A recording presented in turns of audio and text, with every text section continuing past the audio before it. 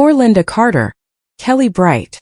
After losing her husband, EastEnders' least toxic man, Mick Carter, Danny Dyer, she's found herself tangled up with its most toxic man, Max Branning, Jake Wood. And we all know how that's likely to go.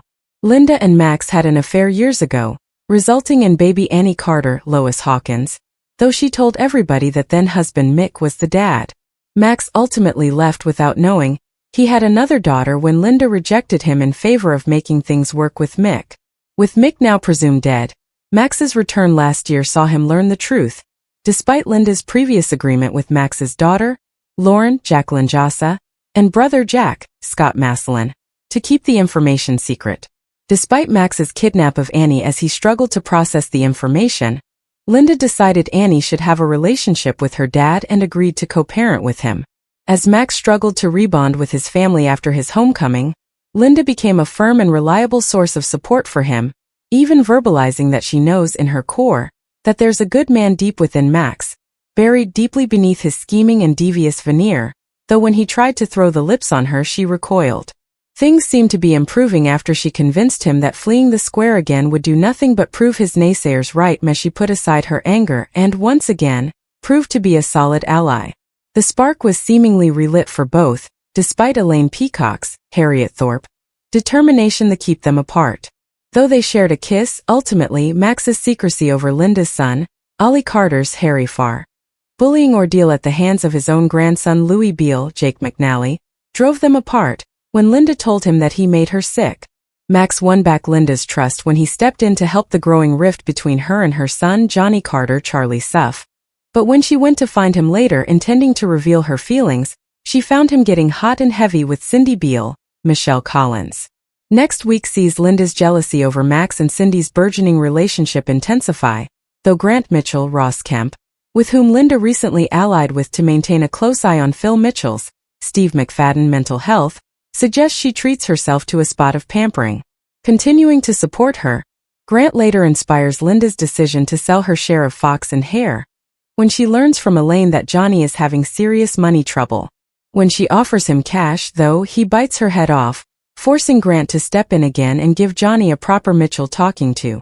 Emotionally raw, Linda partakes in a bunk-up with somebody new, something Max learns of at his and Cindy's joint birthday party. Apparently just as jealous as Linda is, he responds by asking Cindy to live with him, to which she happily agrees. As Linda and Max continue to play a dangerous game of one-upmanship, whose heart will end up broken? Who does Linda spend the night with, and what'll be the after effect? Will they ever stop messing around and just admit their feelings to each other? Probably not, and rightly so. The mess they're making is much more fun to watch. In EastEnders, emotions rarely stay buried for long, and Linda Carter has always been a woman who feels everything deeply. Love, betrayal, fear, and regret. She carries them all like invisible scars. But when jealousy over Max Branning begins to consume her, Linda finds herself making a shocking decision that could change everything. Starts with small things. First, Linda tells herself she doesn't care. Max Branning has always been complicated, the kind of man who walks into a room and leaves chaos behind him. Their connection had never been simple, and after everything they had been through, Linda convinced herself she was stronger now. She had survived worse. She had rebuilt herself before. But watching Max grow closer to another woman stirs something she thought she had buried.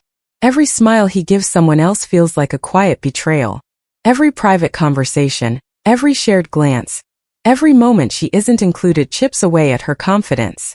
Linda tries to ignore it, throwing herself into work at the Queen Vic, focusing on family, pretending she's too busy to care.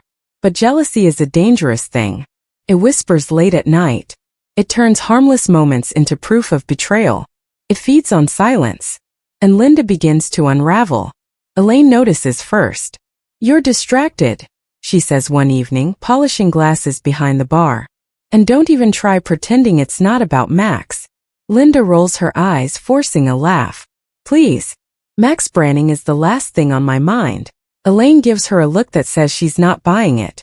"Then why do you look like you want to throw a pint every time his name gets mentioned?" Linda sighs. "Because he's impossible, that's why." But deep down she knows it's more than that. She hates how much his choices still affect her. She hates feeling second best. Most of all, she hates that despite everything, part of her still wants him to choose her. Then comes the final straw. One evening in Albert Square, Linda sees Max laughing with another woman outside the cafe. It's innocent enough, at least it should be. But from where Linda stands it feels intimate. Too intimate. The kind of closeness that makes her stomach twist. She watches too long. By the time Max notices her, it's already too late. The hurt is written all over her face. Linda. Don't, she snaps, cutting him off. You don't owe me an explanation. Because there isn't one. Funny because it looks like there is. People nearby begin to notice. Walford thrives on public drama, and neither of them are strangers to it. Max lowers his voice. You're making something out of nothing. Linda laughs bitterly. Am I? Or are you just annoyed I noticed? The argument ends badly, with Linda storming off and Max standing in frustrated silence. She tells herself she's done. No more caring. No more waiting. No more letting him hurt her. That night, she heads to the Queen Vic after closing, determined to forget everything. But loneliness has a way of finding people in quiet moments. And that's when she runs into someone unexpected. Maybe it's an old flame. Maybe it's someone who has always quietly cared for her. Someone kind, attentive, and most importantly, not Max. He listens. He notices her sadness without asking too many questions. He makes her laugh when she hasn't wanted to smile all day. For the first time in weeks, Linda feels seen instead of ignored. One drink turns into two. The walls she built around herself begin to crack. She knows she should walk away. She knows this isn't really about attraction. It's about pain, pride, and proving to herself that she can still be wanted. But heartbreak rarely makes people rational. And in one impulsive, emotional decision, Linda crosses a line she never thought she would. She sleeps with someone else. The next morning is brutal. Sunlight has never felt so accusing. Linda wakes with instant regret, the kind that hits before memory fully settles in. For a few seconds she lies still, wishing she could rewind time. But reality doesn't work like that. The silence in the room is heavy. This wasn't romance. It wasn't love. It was anger disguised as comfort. And now she has to live with it. Back in Albert Square, guilt follows her everywhere. Every time she sees Max, her stomach knots. Every ordinary conversation feels loaded with secrets. She becomes short-tempered, distracted, and distant. Even Johnny notices. Mom, what's going on with you? Nothing. Right.